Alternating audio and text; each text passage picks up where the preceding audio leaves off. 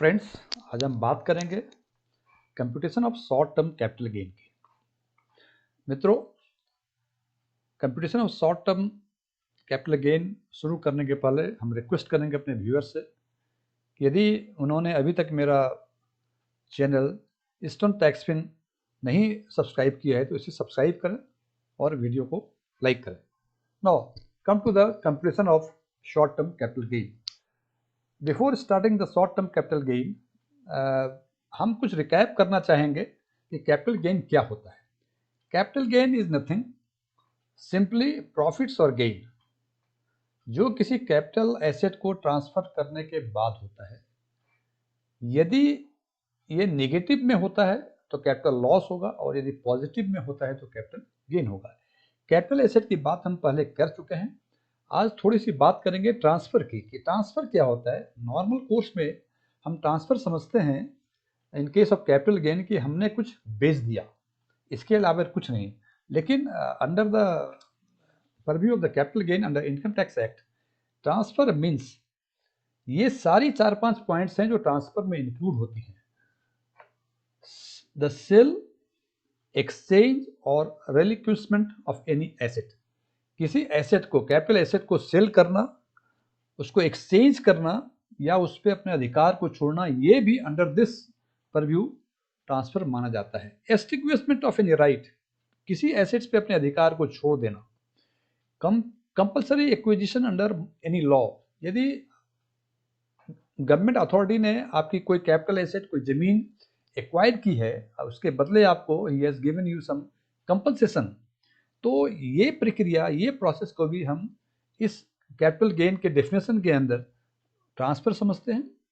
When asset is converted into stock in trade by owner related to his business, यदि कोई capital asset है और वो convert कर दिया उसको हमने स्टॉक इन ट्रेड में, देन इसको भी हम मानते हैं कि ये भी ट्रांसफर है। Conversion of business into limited company, कोई कंपनी को लिमिटेड कंपनी में कन्वर्ट कर दिया, ये भी, इसको भी ट्रांसफर कहते हैं। एंड रिडम्पशन और maturity of zero coupon bond, means zero coupon bond maturity पर आपने रीपरचेज कर दिया या रिडीम कर दिया, या सामान्य भाषा में उसको बेच के हमें बेच दिया, ये प्रक्रिया भी ट्रांसफर के डेफिनेशन के दायरे में आती है। अब बात करते हैं ये कैपिटल गेन कितने तरह के होते हैं। ये 2 तरह के होते हैं, शॉर्ट टर्म कैपिटल गेन और long term capital gain. Short term capital gain, short term asset का यदि ट्रांसफर करते हैं और कोई गेन मिलता है, प्रॉफिट होता है, उसको शॉर्ट टर्म कैपिटल गेन कहते हैं। नाउ द क्वेश्चन ही कि शॉर्ट टर्म कैपिटल एसेट क्या होता है। हालांकि इस बारे में हमने पहले चर्चा की हुई है, फिर भी थोड़ा रिकैप कर लें कि short term capital gain means ये 3 कैटेगरी कैपिटल एसेट की होती है। It is category 1, category 2 and category 3। Category 1 के अंदर जो शॉर्ट टर्म कैपिटल एसेट होता है, उसमें होता है इक्विटी ओरिएंटेड म्यूचुअल फंड यानी listed security, zero coupon bond. इन सब एसेट्स का ट्रांसफर यदि 12 महीने के अंदर होता है और उससे जो गेन यदि होता है तो कैपिटल गेन, और लॉस होता है तो उसको कहते हैं capital loss. In case of unlisted securities, land और बिल्डिंग और both, if we transfer these assets within 24 months, then and we get any capital gain, that would be called short term capital gain. And if the assets are units of debt oriented mutual fund, unlisted securities other than shares, and any other asset which doesn't come under category 1 and category 2, and if we transfer these assets within 36 months and whatever we receive the profit or gain over that, it is also called short term capital gain. It means these 3 types of these 3 categories of assets. The first one, if we transfer within 12 months, it's and we get the gain or profits, it's short term. In case of unlisted securities, land, building, and if you transfer within 24 months and we get any profit, it's short term. Again, in case of other asset which has not been discussed in above two categories, and if we transfer these assets within 36 months, and whatever we gain, it is short term capital gain. And again, the second one is long term capital gain. Only difference between long term short term capital gain is that the periodicity of holding. First category, if we transfer after 12 months and whatever we get the gain or profit, it's long term. Under second category, if we transfer after 24 months, and again here whatever gain we get, it's long term. And in case of third categories, if we transfer after 36 months and whatever gain or profit we get, it's long term capital gain. And this long term capital gain is defined under section 2 subsection 29b, and short term has been defined under section 2 subsection 42b. Now, why it is necessary to compute short term and long term capital gains separately? There is simple one reason, that the tax on long term capital gain and short term capital gain are different.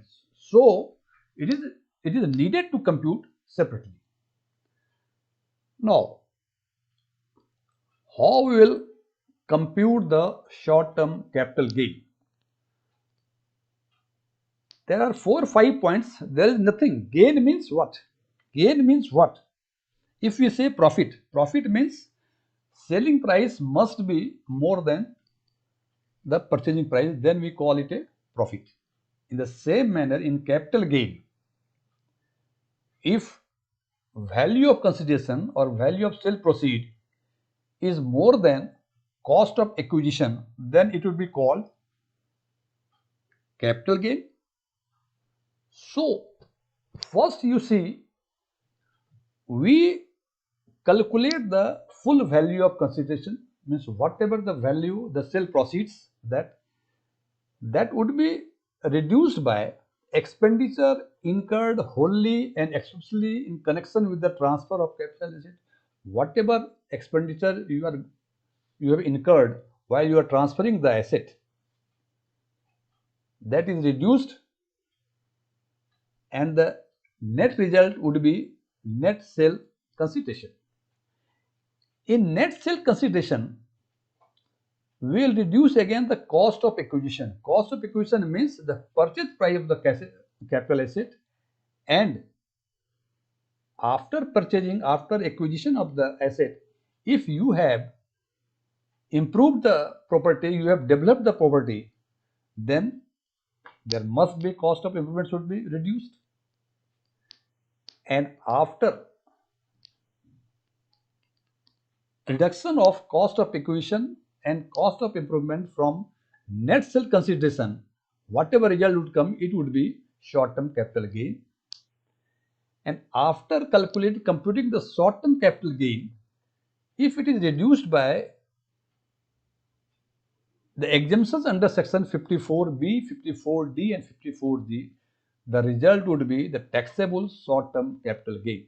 Show here simple, full value of consideration, उसमें से less करते हैं जो भी expenditure transfer करने में लगा, और उसके बाद जो रिजल्ट आया उसे कहते हैं net sale consideration. Net sale consideration में से परचेज प्राइस को लेस किया, और यदि उस एसेट में कोई इंप्रूवमेंट किया है आपने, वो कॉस्ट ऑफ इंप्रूवमेंट लेस किया, और उसके बाद जो बचा, जो मिला, जो रिजल्ट हुआ, उसको कहेंगे short term capital gain. And short term capital gain में से यदि एग्जम्पशंस अवेलेबल हैं under section 54b, 54d and 54g of the income tax act, उसको कम कर दिया. उसको कम करने के बाद जो मिलता है उसे कहेंगे हम taxable short term capital gain. After that, इसमें कई चीजें आती हैं. फुल वैल्यू ऑफ कंसिडरेशन, इसमें कोई शक नहीं है कि full value of consideration means आपको कितने में आपने सौदा किया बेचने का. अब सवाल आता है कि ट्रांसफर यदि हम एसेट को कर रहे हैं, उसमें कौन कौन से एक्सपेंसेस इंक्लूड होंगे, ये जानना भी जरूरी है. तो ये देखिए कौन कौन से एक्सपेंसेस इंक्लूड होते हैं while we transfer. It may be brokerage, it may be commission, it may be cost of stamps, it may be registration charge and it may be traveling expenses. इसका मतलब यदि आपको कैपिटल एसेट ट्रांसफर करने में brokerage देना हुआ हो, पड़ा हो, कमीशन दिया हुआ हो, स्टैंप के कॉस्ट दिए पे किए हुए हैं आपने, रजिस्ट्रेशन चार्ज आपने पे किए हुए हैं, और यदि उसको बेचने के क्रम में या ट्रांसफर करके क्रम में कोई ट्रेवलिंग एक्सपेंसेस हुआ हो, तो इन पांचों हेड्स को कॉस्ट ऑफ कंसिडरेशन में से लेस कर देंगे. ये सारे आइटम्स एक्सपेंसेस ऑन ट्रांसफर में इंक्लूड होते हैं. अब कॉस्ट ऑफ एक्विजिशन, हमने कह दिया cost of acquisition means purchase price. Simple, that expenditure you incurred for acquiring the asset. Now, what is cost of improvement? Cost of improvement means any expenditure incurred to increase the productivity, quality or value of an asset and includes addition also. इसका मतलब कोई capital asset purchase किया आपने, after purchasing आपने उसका कोई ऐसा एक खर्च किए उस पर जिससे उसकी प्रोडक्टिव वैल्यू या प्रोडक्टिव क्वालिटी बढ़ गई, और यदि आपने एडिशन भी किया वो भी, उसमें जो खर्चा है वो भी कॉस्ट ऑफ इंप्रूवमेंट में इंक्लूड होते हैं.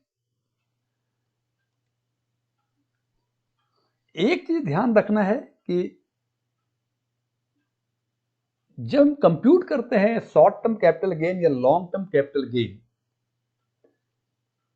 तो जो एसटीटी पे करते हैं, जब हम सिक्योरिटीज का परचेज करते हैं या सेल करते हैं तो हमें सिक्योरिटी ट्रांजैक्शन टैक्स लगता है. तो जब हम कैलकुलेट करेंगे शॉर्ट टर्म या लॉन्ग टर्म कैपिटल गेन, तो जो सिक्योरिटी ट्रांजैक्शन टैक्स लगा है उसको हम डिडक्शन ट्रीट नहीं करते. इसको एक उदाहरण से समझा जा सकता है. मिस्टर एक्स जो कि सैलरीड एम्प्लॉई है, जनवरी 2022 में 40,000 रुपए का एक गोल्ड रिंग खरीदी और 50,000 रुपए का उसमें एक हीरा लगवाया, और उसी रिंग को अगस्त 2022 में मीन्स आफ्टर 7 मंथ्स उसने उसको 1,80,000 में सेल कर दिया, और at the time of sale he paid a brokerage of rupees 10,000. The question is, what would be the amount of taxable capital gain? Simple, again I repeat, एक salaried employee 40,000 का एक ring खरीदा जनवरी 2022 में, उसमें एक हीरा लगवाया 50,000 रुपए का, और उस रिंग को उन्होंने अगस्त 2022 में 1,80,000 रुपए में बेच दिया, और इस बेचने के क्रम में ब्रोकर्स को 10,000 रुपए ब्रोकरेज पे की. Simple calculation, it is full value of consideration is 1,80,000, no issue. उसमें से आपने ब्रोकरेज पे किया था, it is expenditure incurred in connection with the transfer of capital asset, it is 10,000. The net sale consideration is 1,70,000. उसमें से cost of acquisition, आपने 40,000 में ring खरीदी थी, वो आपने माइनस कर दिया, प्लस 50,000 रुपए का उसमें हीरा लगाया जिससे कि उसकी प्रोडक्टिव वैल्यू या क्वालिटी इंप्रूव कर गई, उसको आपने रिड्यूस कर दिया. तो नेट अमाउंट जो आता है वो आता है 80,000, और इस 80,000 को कहेंगे हम शॉर्ट टर्म कैपिटल गेन. और यदि इसमें कोई एग्जम्पशंस नहीं मिला है मुझे, तो यही 80,000 पे हमें ये short term taxable short term capital gain इसे कहेंगे. इसे कुछ और इलस्ट्रेशन से और बेहतर इसको स्पष्ट करने के लिए किया जा सकता है. It is illustration 1. अभी तक हमने बातें की इसके पहले वाले एग्जाम्पल में गोल्ड रिंग के बारे में. अब हम उसी एग्जाम्पल को कहते हैं. मिस्टर सिंह सैलरीड एम्प्लॉई है, उन्होंने जनवरी 2021 में गोल्ड परचेज किया और सेल कर दिया 2022 में, means after 1 year. since it comes under category 3. Category 3 में कहते हैं कि 36 महीने से कम होल्डिंग पीरियड हो तो वो शॉर्ट टर्म कैपिटल एसेट होगा और उस पर जो गेन होगा उसके ट्रांसफर करने में उसको कहेंगे शॉर्ट टर्म कैपिटल गेन। इस एग्जांपल में जो होल्डिंग पीरियड है वो 36 महीने से कम है, इसलिए इसमें जो गेन या लॉस जो भी होगा उसको कहेंगे शॉर्ट टर्म कैपिटल गेन या शॉर्ट टर्म कैपिटल लॉस। लेकिन यदि सारे फिगर्स वही होंगे, केवल हमने एसेट चेंज कर दिया, गोल्ड के बदले फ्लैट ले लिया, फ्लैट के केस में कैटेगरी 2 में आती है। इस केस में holding period if it is less than 24 months then that asset would be called short term capital asset and gain or loss would be called short term capital gain or short term capital loss. Here the holding period is less than 24 months, so here also if there is any profit or loss that would be called short term capital gain or short term capital loss. But here we have changed the assets, capital asset. Now in place of flat हमने equity share purchase किया और उसको हमने 1 साल 8 महीने के बाद उसको बेच दिया। Means holding period is more than 12 months and it falls under category 1 where the if holding period is up to 12 months it is short term and if it is more than 12 months it would be called long term capital asset and gain, and accordingly gain or loss would be long term capital gain or loss. Here the holding period is more than 12 months, so under this case whatever gain or loss would be, that would be called long term capital gain or long term capital loss. Friends, यदि आपने अभी तक हमारा channel Aston टैक्सफिन subscribe नहीं किया है तो subscribe करें, और वीडियो पसंद आया तो इसे लाइक करें और कमेंट करना ना भूलें, और हमें बताएं कि इसमें क्या कमियां रह गई थी जिससे कि हम आने वाले वीडियोज में इसमें सुधार कर पाएं। Thank you, good day.